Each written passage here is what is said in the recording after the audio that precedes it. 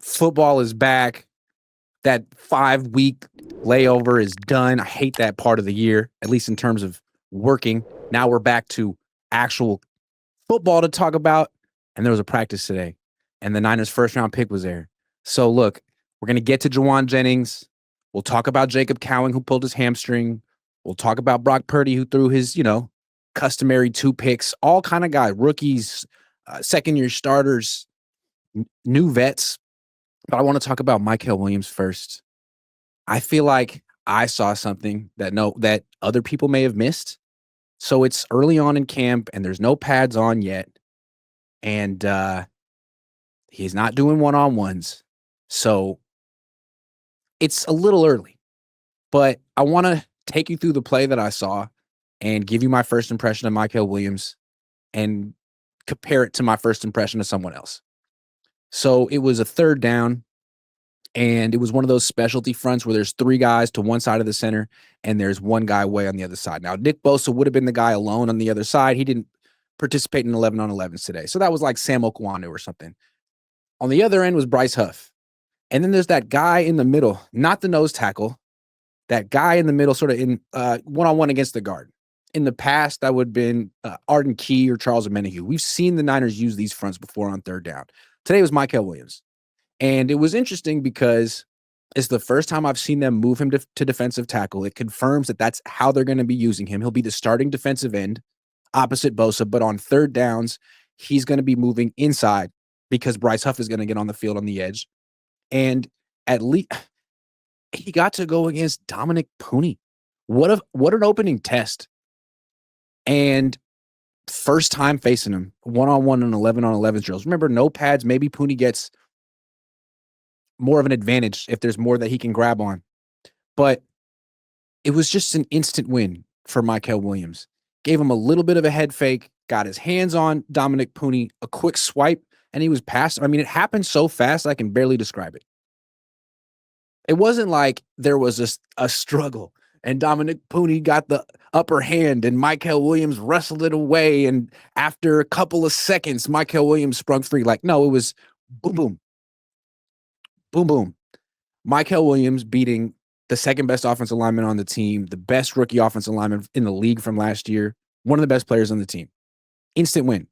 Now, it doesn't mean that Puni won't win the next 9 reps against him, but that's an impressive debut from a guy who's supposed to be a work in progress as a pass rusher.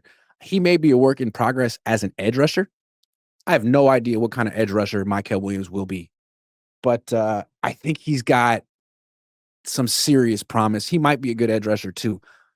When they drafted him today, again, I'm going to keep coming back to this. He doesn't remind me of any defensive tackle I've ever seen. He reminds me of Aldon Smith. Aldon Smith. It's about the same size. And the way he wins is kind of similar. He's a little upright, and he wins with length and quick hands. And that's what Aldon did. I saw him first training camp practice when he was a rookie 15 years ago. My first training camp practice, his first training camp practice, it was after the the lockout. No OTAs, no mini camp. He goes one-on-one against Joe Staley, one of the best offensive linemen in franchise history. And he was in his prime at the time. He was like 27, 28. Aldon Smith was back 21. And he was just instantly beating Staley. Staley's talked about this. Instant wins. Because Staley couldn't get his hands on him. Aldon Smith had those long arms, longer than Mykel's, and the quick hands, and would just grab Joe Staley and discard him. Grab Joe Staley and discard him. And that's what Mykel Williams did to Dominick Puni today. So that's good news. He's supposed to be a run defense specialist, but as a pass rusher, he clearly has a lot of gifts, a lot of talent. Like, as great as Nick Bosa is, he's different. He's not built like Mykel Williams. He doesn't win with length and quick hands. He fights inside like Mike Tyson. You know, he wants to get inside and throw haymakers. This guy's going to keep you away with his jabs, which are his hands. So I think they got the pick right. I don't want to go overboard on day one.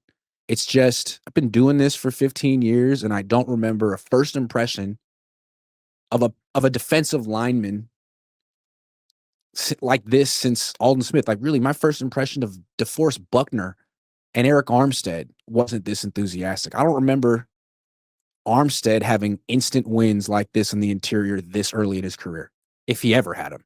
Buckner did. Buckner was 6'8", and he would have this incredible swim move.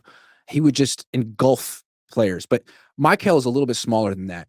I'm not saying he's going to be DeForest Buckner. He's not a full-time defensive tackle, but if his run defense is as good as advertised, and this is how he's going to be rushing the quarterback, then it doesn't matter that he's not really an edge rusher. That's what they got Bosa and Bryce Huff for. This guy's going to be a really good interior rusher, and that's 3 good pass rushers. Really, that's all you need. You don't need a 4th guy on the field.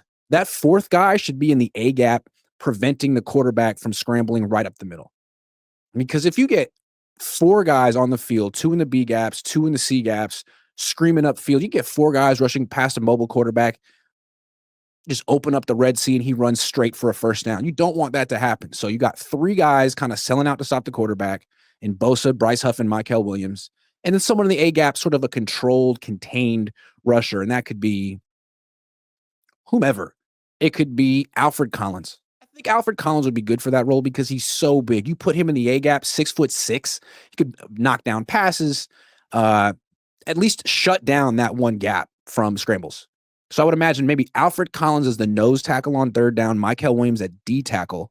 And then what Saleh's going to do, he'll have Bosa way outside on the one end, and then he'll have 3 players close together. It'll be Huff, Mykel, and Collins. And you're also going to see Fred Warner, Upton Stout, D. Winters around the line of scrimmage, potentially blitzing, showing blitz, making the offense account for him. So you're going to see Robert Saleh do all kind of creative stuff with that 3-person side and linebackers and nickelbacks. And it's basically the idea is to get defenses are primarily worried about Bosa. So if you put him way on one side by himself and then have all this other stuff coming from the other side, put offenses in a tough position. Like, do we try to focus on all this going on over here, the 3 defensive linemen overloading one side of our offensive line, plus the pressure coming from that side and twists and stunts and all this stuff, or do we double Bosa? That's kind of the idea. And it's only going to work if Mykel Williams is the real deal. And so far, I mean, if he's going to beat Dominick Puni like that, I'd have to say that he might be the real deal. Harold McAllister says the Aldon comparison is promising. We don't need the 18 sacks, but sounds like he can be around 10. And the thing about Aldon Smith, if you go back and watch his tape from Missouri, he played a lot of defensive tackle.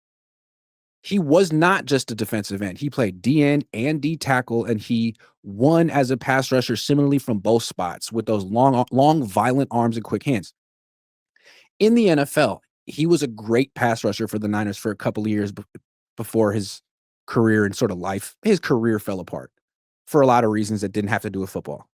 But the way he won, he wasn't like a pure, like speed rusher like D Ford, who's going to dip his shoulder or like Von Miller, dip his shoulder and get around a guy and beat him around the edge. He didn't really win like that. He would rush right at a guy and convert speed to power, sort of bench press the guy into the backfield and then get him, sort of throw him left or right. And when that didn't work, the Niners would use him on twists and stunts, right? He would loop to the inside and Justin Smith would take 2 guys. That's what they're going to do with Mykel Williams. And he's going to be running games with Bryce Huff. That's going to be really interesting. I really feel like we haven't seen a defensive coordinator who's as creative as Robert Saleh since Saleh left. DeMeco Ryans is an excellent defensive coordinator, but I don't feel like he's quite as creative with his pressures as Saleh is. And then Steve Wilks might be, but he didn't get really the license to do that kind of stuff here. And then Nick Sorensen wasn't. So curious to see about that.